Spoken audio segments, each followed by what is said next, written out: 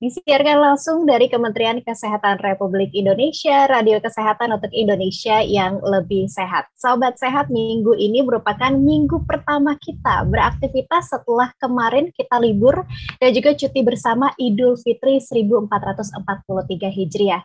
Tentu setelah Lebaran nih ya, bersama dengan keluarga kita harus menjaga kesehatan agar badan bisa tetap sehat dan bugar serta produktif.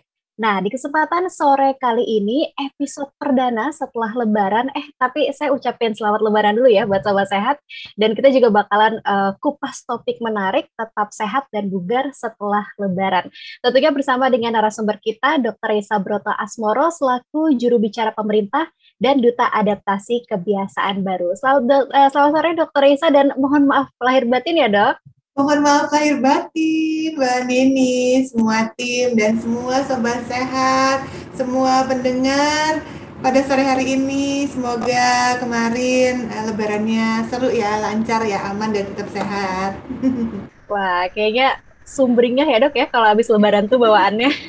Langsung ya, kayak refresh ya kita ya. Betul, betul sekali. Nah, Sobat Sehat, di talk show seri ini juga dapat kamu simak melalui IGTV @Radio Kesehatan, IGTV @Kemenkes_RI, serta disiarkan juga di RRI Pro 3, rri.co.id, IGTV RRI Programa 3 maupun YouTube RRI Net Official dan juga RRI Net. Bagi Sobat Sehat yang ingin bergabung, bisa tanya seputar topik di SMS ataupun WhatsApp 081187419119 atau mention langsung di Twitter Instagramnya @radiokesehatan. Nah, langsung aja nih, Dokter Reza, selama Lebaran kita pastinya mengkonsumsi berbagai macam makanan, mulai dari ketupat opor, sambal goreng, rendang, aneka kue kering banyak banget. Bahkan kadang makan kue kering itu nggak bisa cuman segigit ya dok ya. Nah ini gimana nih dok, agar setelah liburan kemarin badan kita juga bisa tetap sehat dan bukan malah jadi lebaran badannya. Lebaran. Nah ini gimana nih dok? Betul-betul. Wah, sobat sehat, hati-hati para pendengar RRI. Selamat Hari Raya Idul Fitri. Ya, semoga kita semua senantiasa diberikan keberkahan, kesehatan setelah Lebaran kemarin bersama keluarga. Dan setelah kemarin menyantap hidangan-hidangan khas Lebaran. Tadi Mbak Nini udah sebutin opor. Wah, itu kan makanan-makanan bersantan, tinggi gula, tinggi lemak, ada kue kering juga. Terus apa lagi tuh? Kayaknya khas-khas daerahnya juga banyak ya, macam-macam ya. Coba boleh komentar nih, kira-kira apa aja nih makanan yang kemarin disantap nih. Wah, ini sampai sekarang kayaknya nih ya, eh, meskipun kita dalam suasana halal bihalal itu kayaknya kue kering kemarin masih ada ya di rumah ya, masih numpuk, masih kita cemilin nih sampai sekarang.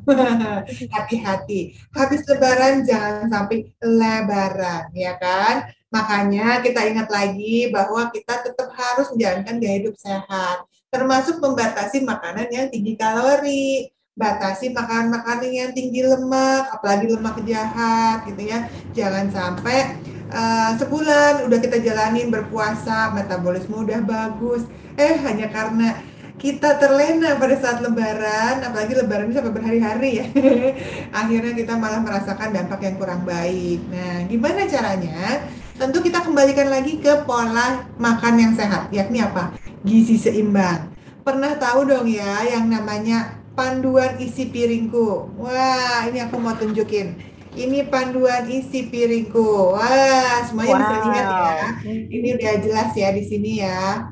Panduan isi piringku ini apa sih? Jadi ini adalah panduan supaya kita ingat. Setiap kali kita habis makan atau mau makan, kita padukanlah porsinya harus seperti ini. Jadi ini terdiri dari apa? Makanan pokok atau sumber karbohidratnya. Ini adalah porsinya 2/3 dari setengah piring.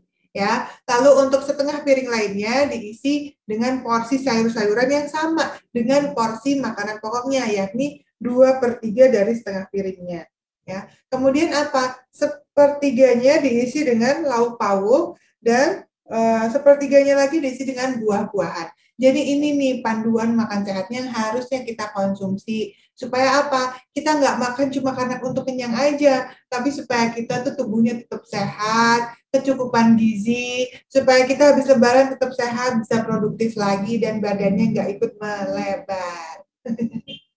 Setuju sekali, wah keren banget lagi Dokter Esa udah bikin gambarannya. Jadi sahabat sehat, buat kamu mungkin juga yang masih ingetnya 4 sehat 5 sempurna, sekarang sudah disempurnakan. Yes. Dan gambarnya tadi bisa lihat di internet, yang tadi kayak Dokter Esa itu banyak di internet, tinggal di copy dan dilihat saja sahabat sehat ya. Nah tuh seperti itu ya. Dan semoga setelah ngikutin itu jadinya nggak lebaran kayak Dokter Esa tadi. Nah tapi Dok, selain memperhatikan pola makan, tampaknya aktivitas juga penting untuk dilakukan. Aktivitas fisik, mungkin pas puasa kemarin banyak yang cuti dulu deh aktivitas fisiknya karena takut haus gitu. Nah, sekarang gimana Dok? Setelah berpuasa, setelah lebaran, bagaimana kita agar bisa semangat lagi untuk beraktivitas fisik, Dokter Isa? Oke, ya betul sekali ya. Jadi bahwa kalau kita itu mau menjalankan gaya hidup sehat, selain kita memperhatikan makanan yang kita konsumsi tadi, tapi aktivitas fisik juga harus diperhatikan dengan baik. Kita tetap harus rutin berolahraga, paling tidak 15 sampai 30 menit per harinya ya. Dan kita tetap harus melakukan olahraga ini dengan rutin. Kuncinya adalah di rutin. Jadi aktivitas fisik ini kita lakukan secara bertahap dulu. Kalau misalnya kemarin bulan puasa, kok kayaknya nggak pernah olahraga gitu ya, kita pengen olahraga lagi, tapi jangan tiba-tiba, wah saya mau langsung maraton, ya kan nggak akan kuat ya. Jadi tetap harus bertahap, misalnya dimulai dulu, misalnya mau lari nih, ya dimulai dulu di jalan kaki, atau jalan cepat, keliling kompleks misalnya ya, terus baru nanti latihan lebih cepat lagi dan lebih lama lagi waktunya. Nah, kalau suka sepedaan juga yang ringan-ringan dulu, baru nanti dioptimalkan lagi. Tapi jangan langsung memaksakan diri, ya. Dan kalau misalnya kita tuh kemarin banyak malas-malasan di rumah aja, gitu ya, pastikan kita tetap harus gerak. Jadi ketika kita beraktivitas di luar rumah, usahakan kita perbanyak jalan kaki, misalnya di tempat kerja, daripada naik lift atau apa eskalator itu ya. Ya, bisa nih dicoba pakai tangga gitu kan, sampai sekuatnya aja dulu, jangan memaksakan diri. Barulah habis itu kita bisa pakai liftnya gitu ya. Atau kalau misalnya berakhir pekan nih sama keluarga, habis jalan-jalan kan kemarin kan, nah pakailah badan kita ini untuk bergerak ya, bisa untuk bersihin rumah kan kemarin habis rame-rame misalnya ya, atau bisa untuk berekreasi di ruang terbuka gitu ya, pokoknya isi dengan kegiatan-kegiatan seru yang menyehatkan dan badannya tetap harus bergerak. Oke, baik. Ngomongin masalah liburan Lebaran, Dokter Esa kemarin juga saya udah liburan bareng keluarga besar, ajak keponakan-keponakan gitu ya. Tapi bawaannya nih, Dokter Esa kalau udah liburan gitu kan kayaknya capek, kurang istirahat gitu ya. Nah, ini apa dok tipsnya yang bisa kita lakukan biar kembali fit lagi, Dokter Esa? Wah, iya betul sekali Mbak Dini, Sobat Sehat, Katias dan para pendengar RRI, memang kan yang namanya mudik, terus Lebaran, kemarin liburan, kita kan pasti capek ya, banyak beraktivitas yang padat gitu ya, dan banyak ketemu orang, akhirnya kurang tidur, kurang istirahat, hati-hati, imun kita bisa turun ya, kalau kita kecapean, kalau kita kurang tidur yang berkualitas. Tentunya kalau imun turun, kita beresiko terinfeksi penyakit, apapun itu, termasuk yang sekarang sedang di tengah pandemi. Jadi, kita harus perbaiki lagi gaya hidupnya, harus tidur yang cukup lagi. Ya, tadi kan kita sudah mengatur pola makannya, ya, dengan gizi seimbang. Kita juga sudah mengatur aktivitas fisiknya, olahraga teratur. Paling tidak 3 kali seminggu dulu deh, ya. Baru nanti kalau bisa setiap hari berolahraga. Nah, terus kita juga harus istirahat yang cukup. Jadi usahakan tidur itu 7 sampai 8 jam per hari dengan kualitas tidur yang baik di malam hari. Ya. Tapi kalau misalnya nih ternyata pulang mudik kemarin kok ada gejala-gejala nggak enak ya, badan kayaknya kok ada keluhan-keluhan pilek lah, batuk lah, amit-amit ya, semoga semuanya sehat ya. Terus apa yang harus kita lakukan? Yang pertama karena kita masih di tengah pandemi COVID-19, lakukanlah tes ya, tes dulu untuk menegakkan diagnosis dengan sesuai, dengan tepat ya. Jangan kira-kira aja, ini cuma flu biasa, ini bukan COVID lah segala macam. Ya, jadi tetap harus lakukan swab, Terus nanti kalau udah ketahuan hasilnya supaya pengobatannya juga tepat. Ya, kalau pengobatannya udah tepat kan ya resiko perburukan dan fatalnya jauh lebih rendah, kemudian juga bisa lebih cepat sembuhnya gitu kan. Dan bisa apa? Dilakukan tracing. Wah, kemarin nih ternyata kalau positif, kemarin saya ketemu sama siapa aja, semuanya harus diperiksa juga gitu ya. Nah, dan kalau udah lakukanlah sesuai dengan anjuran. Kalau udah ada gejala, lakukan isolasi mandiri. Oke, baik. Nah, jadi walaupun kondisi COVID-19 memang di Indonesia sudah membaik untungnya, tapi seperti tadi dijelaskan Dokter Risa juga ya dok ya, mau bagaimanapun, mau se-euforia apapun, mungkin setelah 2 tahun nggak bisa pulang kampung, akhirnya bisa pulang, tapi kita harus ingat Sobat Sehat ya, pandemi COVID-19 masih ada di sekeliling kita. Tapi ngomongin masalah COVID, Dokter Risa, bagaimana dok agar tidak terjadi lonjakan kasus pasca Lebaran, dokter? Oke, memang lonjakan kasus COVID-19 ini dapat kita cegah dengan apa? Protokol kesehatan yang ketat, ya kan? Dan juga dengan vaksinasi, baik booster ataupun kemarin ya dosis lengkap. Kalau bisa sih udah dosis ketiga ya semuanya ya di masyarakat yang sudah mudik kemarin ini. Jadi ini penting sekali untuk terus dilakukan. Termasuk pemerintah juga kan terus melakukan penguatan ya terhadap penanganan COVID-19 dengan cara 3T, testing, tracing, dan juga treatment. Serta adanya itu tadi program percepatan vaksinasi nasional. Nah, masyarakat juga tentunya diharapkan mensukseskan program tersebut, yakni terkait program vaksinasi khususnya, yaitu booster, ya. Terus tetap juga harus protokol kesehatan, baik yang udah dites atau misalnya apalagi yang udah bergejala, termasuk yang udah kontak erat, ya ikuti sesuai prosedur. Nah, bagi para pendengar semua Sobat Sehat yang saat ini menyimak tapi belum juga nih sampai sekarang divaksin lengkap atau belum juga divaksin booster, ayo kita buru-buru deh lengkapi diri dengan vaksinasi COVID-19 lengkap dan booster kalau sudah jeda 3 bulan dari vaksin lengkapnya ya, terutama bagi lansia. Ya ingat, imun bisa turun setelah 6 bulan. Jadi harus diboost lagi supaya menciptakan imun yang optimal. Ya. Dan untuk anak-anak 6-17 tahun yang belum lengkap nih 2 dosis vaksinnya, segera kita daftarkan, kita dampingi supaya nanti siap nih selesai liburan kan, selesai lebaran kita kembali lagi tatap muka lagi sekolahnya. Jadi biar bisa lebih kuat lagi, imunnya lebih optimal lagi. Nah, untuk yang punya penyakit komorbid, sebaiknya konsultasikan dulu ya ke dokter untuk mendapatkan izin atau rekomendasi vaksinasi COVID-19. Oke, baik. Nah, jadi Sobat Sehat nanti setelah Lebaran jangan saling adu berapa banyak THR yang didapat, tapi udah vaksin booster atau belum. Mendingan itu yang diaduin gitu ya, Sobat Sehat. Iya, betul-betul. Bukan kilogram dia naik berapa ya. Benar setuju banget. Nah, Dokter Isa ngomongin vaksin juga, Dok, bagaimana dengan vaksinasi COVID-19 bagi ibu hamil? Ini kita ulas kembali sekaligus juga merupakan pertanyaan dari @arumaini dan juga Wilnival yang bertanya, ibu hamil atau bumil bisa menerima vaksin di usia kandungan berapa minggu, Dokter Isa? Silakan, Dok. Oke, terima kasih pertanyaannya Arum dan Wilni tadi ya. Ibu hamil ini merupakan salah satu kelompok masyarakat yang rentan kalau sampai dia terpapar COVID-19. Jadi, sejak 2 Agustus 2021 sudah ada SE nih dari Kemenkes ya tentang vaksin COVID-19 bagi ibu hamil dan penyesuaian screening dalam pelaksanaan vaksinasi COVID-19. Nah, dalam surat edaran tersebut dikatakan bahwa ibu hamil itu sudah dapat diberikan vaksin COVID-19 yang dimana dosis pertamanya itu dimulai pada trimester kedua kehamilan. Dan untuk pemberian dosis keduanya dilakukan sesuai dengan interval dari jenis vaksinnya. Nah, kemudian Kemenkes juga sudah menyatakan bahwa vaksin COVID-19 ini aman bagi ibu menyusui. Ya, jadi setelah melahirkan pun tetap bisa untuk dilakukan vaksinasi. Jadi kalau misalnya ibu hamil yang belum divaksin, nggak usah ragu, begitu udah lewat dari 13 minggu berarti ya, itu sudah bisa divaksin COVID-19, sudah bisa di booster juga ya, sampai terus nanti menyusui, itu bisa divaksin terus.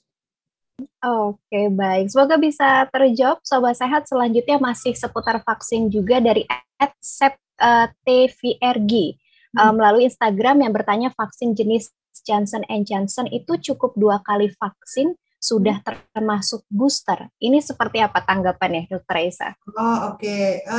Untuk vaksin J&J ya atau Johnson Johnson, betul sekali ya bahwa 1 kali aja penyuntikan vaksin Johnson atau Johnson ya istilahnya ya, itu untuk dosis primernya. Jadi kalau sudah suntik sekali itu sama aja dengan sudah 2 dosis vaksin primer. Jadi kalau misalnya mau booster bukan pakai Johnson lagi, tapi pakainya adalah boosternya yakni Moderna. Jadi yang pertama cukup 2 kali suntik ya udah booster, tapi yang pertama Johnson, yang kedua adalah Moderna. Jadi ya tetap aja dikasih rentan waktu yang sama ya 3 bulan. Jadi kalau yang pertama pakai Johnson, 3 bulan kemudian vaksin keduanya itu Moderna setelah 3 bulan.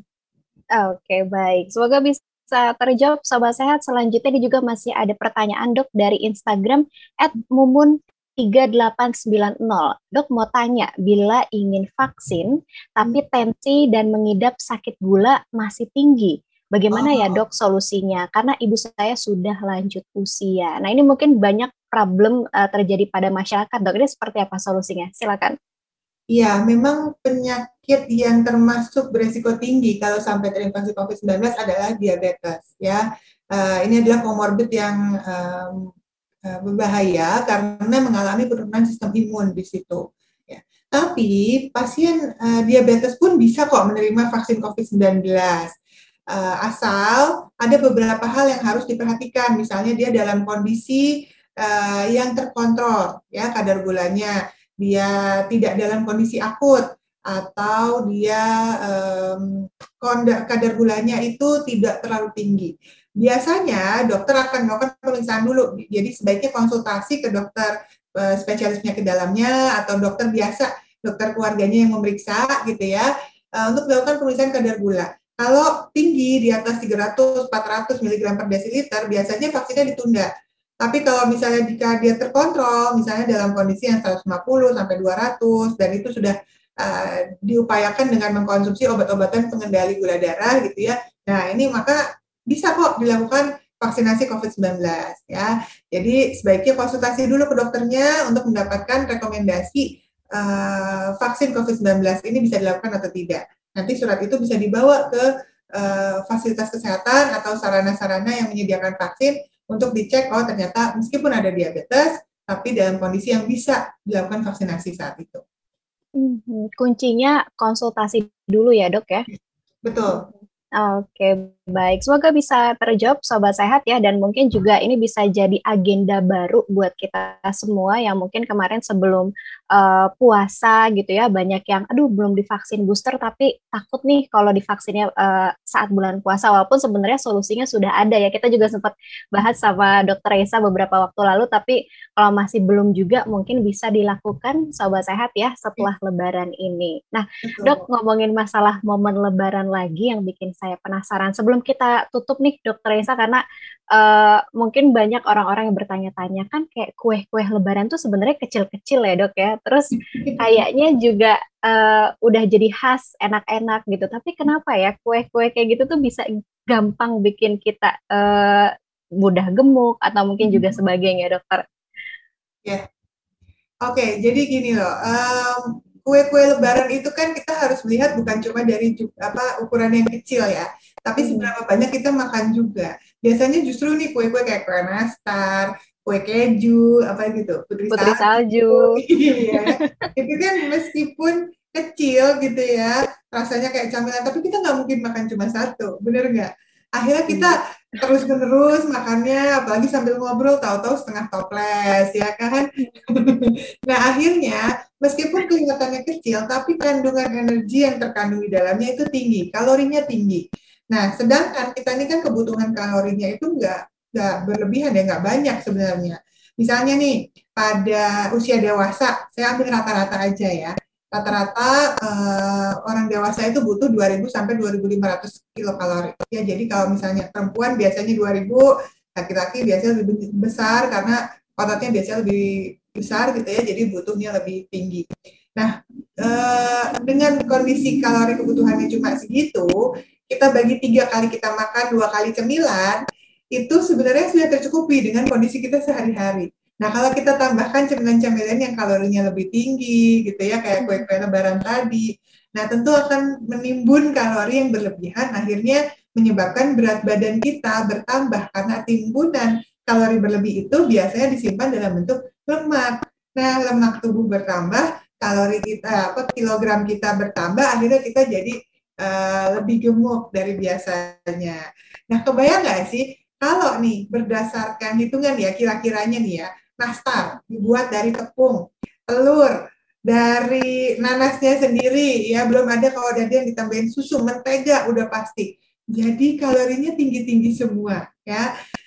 Kalau kita makan satu nastar aja itu kira-kira sekitar 75 kilokalori satu doang. Itu kalau nastarnya kecil. Kalau gede beda lagi ya. Nah, kalau kita makan misalnya 20, nah udah berapa itu? Ya kan? Udah lebih dari setengah kebutuhan kalori harian kita. Nah, jadi otomatis kalori yang berlebihan tadi membuat kita jadi lebih besar gitu, jadinya lebarannya jadi lebaran ya. Makanya kalau mau makan boleh makan kue-kue kering itu, tapi nggak boleh terlalu banyak. Jadi kalau saran saya nih, kalau misalnya kita mau mengkonsumsi, mengicip-icip nih semuanya, pakai piring kecil aja. Jadi ditaruh di situ udah ditakarin, ini kita cuma boleh segini. Kalau nambah berarti kita udah berlebihan gitu. Makan pelan-pelan, dinikmatin gitu kan. Nanti kue-kuenya bisa jadi lebih lama deh disimpannya. Nggak terlalu cepat habis. Oke, jadi pakai piring kecil ya dok, jangan ngambil langsung dari toplesnya. Oh ini tips baru sobat sehat ya dari dokter Raisa. Tapi ini mungkin jadi salah satu jawaban juga kenapa kue sekecil itu gitu ya sobat sehat ternyata bisa bikin kita ya nggak sadar gitu akhirnya jadi badannya bertambah jadi berlebihan. Tapi itu dia sobat sehat ya, walaupun memang momennya pasti sangat membahagiakan Lebaran kumpul sama keluarga sambil makan, tapi tetap harus dilihat juga ya yang kita konsumsi jangan sampai jadi berlebihan dan jadi penyakit. Nah, Dokter Reisa sudah di penghujung acara, tidak terasa mungkin seperti biasa dok untuk menutup bisa disampaikan pesan sehatnya untuk kita semua. Silakan Dokter Reisa. Baik, terima kasih banyak Mbak Nini. Sobat sehat, healthiers, para pendengar RRI dimanapun berada, saya mau menyampaikan hasil sero survei dari Kementerian Kesehatan nih, yang sebenarnya ini dilakukan pada bulan Maret 2022 lalu, bahwa di situ dinyatakan kalau 99,2% masyarakat Indonesia ini ternyata sudah memiliki antibodi COVID-19. Wah, alhamdulillah ya. Jadi antibodi ini asalnya dari mana? Ya kita kan sudah divaksinasi, ya kan? Tapi ada juga yang berasal dari mana? Infeksi. Jadi sudah ada yang terinfeksi, baik diketahui maupun tidak diketahui ternyata ya. Namun perlu diingat bahwa hasil yang baik ini, kemudian juga ada kemarin penanganan yang baik COVID-19 di Indonesia, ini benar-benar harus dipertahankan. Itulah tentunya kenapa meskipun kita kemarin sudah asik liburan, lebaran gitu ya, kita benar-benar bantu supaya tidak terjadi lonjakan kasus pasca libur lebaran ini ya. Oleh karena itu, para pendengar semuanya, mari kita semua bekerja sama, kita sama-sama ingat kembali kondisi yang baik di Indonesia ini harus kita jaga dengan baik dengan kita ketatkan kembali protokol kesehatan. Pakai masker lagi, kemarin sempat longgar, kita ketatkan lagi maskernya ya. Kemudian kita cuci tangan lagi, kita jaga jarak lagi ya supaya kita bisa melewati pandemi ini dengan baik. Begitupun dengan vaksinasi ya. Buat yang belum booster juga, sekali lagi saya ingatkan, yuk kita lengkapi vaksinasi dosis ketiga atau booster ya. Insya Allah dengan imun kita ya, antibodi yang optimal ini ya di Indonesia, kita bisa kondisinya semakin terus membaik dan kita semua dapat melewati pandemi ini dengan baik. Tetap jaga kesehatan semuanya. Sekali lagi, selamat kembali beraktivitas setelah liburan panjang. Semoga semuanya tetap sehat dan tetap semangat ya setelah libur kemarin. Oke, baik, luar biasa. Terima kasih sekali lagi Dr. Yesa Broto Asmoro dan Sobat Sehat, itu dia tadi perbincangan kita bersama dengan Dr. Yesa dalam topik tetap sehat dan bugar setelah Lebaran. Terima kasih sekali lagi untuk waktu dan ilmunya, Dokter. Semoga sehat selalu di sana dan bisa bertemu lagi di episode-episode selanjutnya ya. Oke, baik. Dan Sobat Sehat, saya tahu kok kalian dari tadi pasti udah pegel kan, pengen ngambil lagi kue lebaran yang ada di meja. Boleh kok, tapi ingat ya tips dari Dokter Isa tadi. Dan untuk makanan-makanan lainnya silahkan ikuti pedoman isi piringku tadi ya. Dan untuk informasi kesehatan Sobat Sehat seperti biasa ya bisa diakses di kemkes.go.id maupun di sosial media Twitter @kemenkesri. Halo Kemenkes 15567 serta tentunya di radiokesehatan.kemkes.go.id. Terima kasih untuk Sobat Sehat yang telah bergabung baik melalui Radio Kesehatan maupun melalui sosial media Instagram @kemenkes_ri dan @radio kesehatan. Terima kasih juga pendengar yang sudah mendengarkan melalui RRI Pro 3, rri.co.id, Instagram @RRI Programa 3 maupun YouTube RRI Net Official dan juga RRI Net. Saatnya saya Andini dan seluruh kerabat kerja yang bertugas pamit undur diri. Selamat Idul Fitri 1443 Hijriah. Mohon maaf lahir dan batin. Selamat sore semuanya.